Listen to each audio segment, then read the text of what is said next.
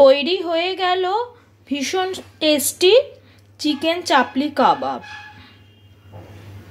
বিকেলে জলখাবারের জন্য বা বাড়িতে কোনো অতিথি এলে তাদেরকে সার্ভ করবার জন্য একদম পারফেক্ট একটা রেসিপি। খুব সহজে, খুব কম উপকরণে এটা বাড়িতে বানিয়ে নেওয়া যায়।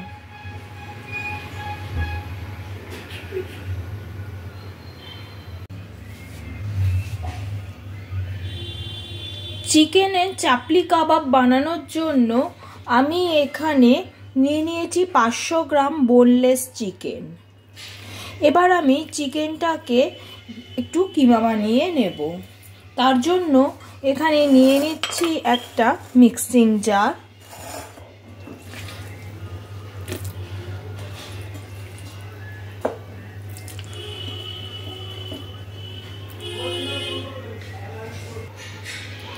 মিক্সিতে দিয়ে আমি চিকেনটাকে কিমা বানিয়ে নিয়েছি।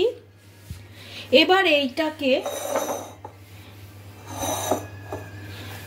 আমি বাটির মধ্যে নিয়ে নিলাম। এবার আমি এর মধ্যে অ্যাড করছি নুন,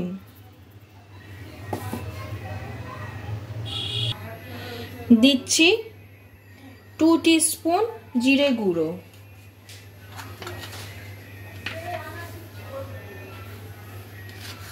টু টিস্পুন ধনে গুঁড়ো,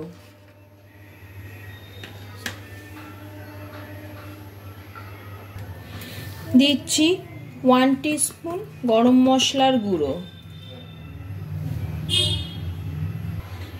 দিয়ে দিচ্ছি চিলি ফ্লেক্স, আদা রসুনের পেস্ট, পেঁয়াজ কুচি,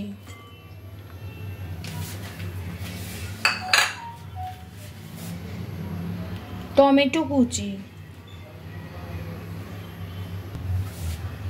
কাঁচা লঙ্কা কুচি,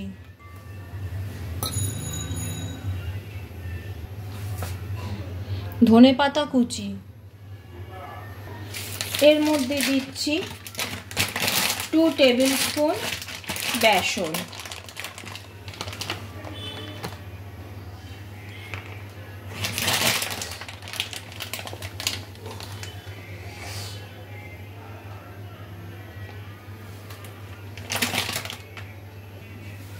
আর দিয়ে দিচ্ছি একটা ডিম।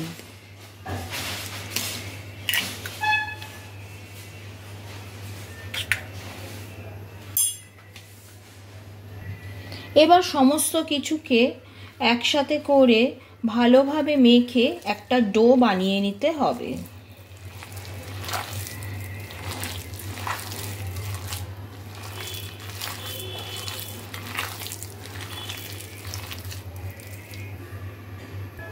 সমস্ত কিছু একসাথে ভালো করে মেখে আমি একটা ডো বানিয়ে নিয়েছি।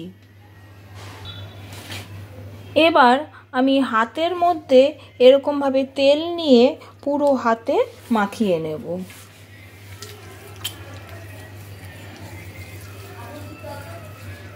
পুরো হাতে তেলটা ভালো করে মাখিয়ে নিলাম। এবার এখান থেকে অল্প অল্প করে তুলে নিয়ে হাতের মাঝখানে নিয়ে এরকম ভাবে চ্যাপ্টা চ্যাপ্টা করে শেপ দিতে হবে।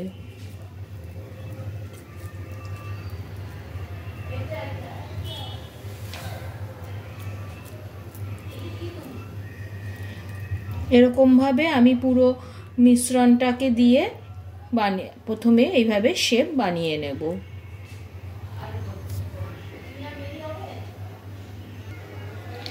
এইভাবে আমি সমস্ত মিক্সচারটা দিয়ে একটা শেপে বানিয়ে নিলাম। এবার এগুলোকে ফ্রাই করতে হবে।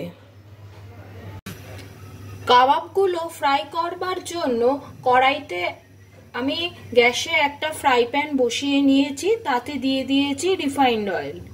তেলটা ভালোভাবে গরম হয়ে গেছে।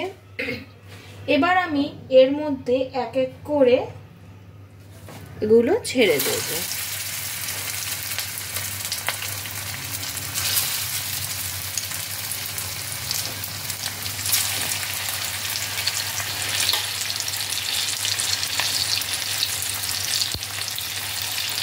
এক পিঠ ভাজা হয়ে গেলে এগুলোকে আমি এইভাবে উল্টে দেব।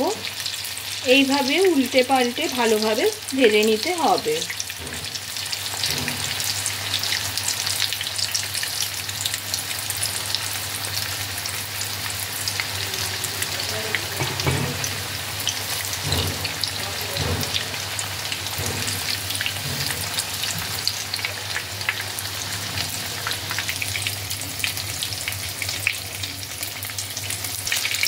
দু পিঠ লালচে করে ভালোভাবে ভাজা হয়ে গেছে। এবার এগুলোকে আমি তেল থেকে তুলে নেব, আর এইভাবেই বাকি সমস্ত কাবাবগুলো আমি ভেজে নেব।